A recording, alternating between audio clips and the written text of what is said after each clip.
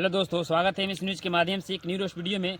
तो आप सबके बीच फिर से एक लंबा इंतजार के बाद फिर से मैं आया हूँ एक बहुत ही भोजपुरी के एक जाने माने हस्ती और छोटी ट्रेंडिंग स्टार जिनको हम लोग रॉक स्टार तूफान राज के नाम से जानते हैं। बहुत ही बढ़िया सिंगर है। आप सभी को पता है कि जब भी मार्केट में आते हैं कुछ नया लेकर आते हैं और हिला के रखते हैं।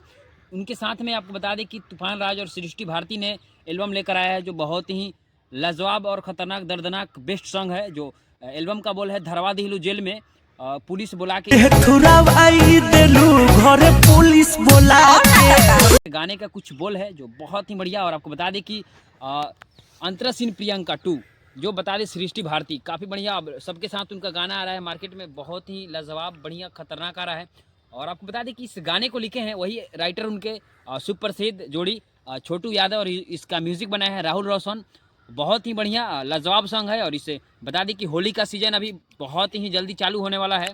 तो होली का पहला सीज़न का ये पहला गाना उनका बहुत ही अच्छा है और मुझे लगता है कि बहुत ही इंटरटेनमेंट गाना है।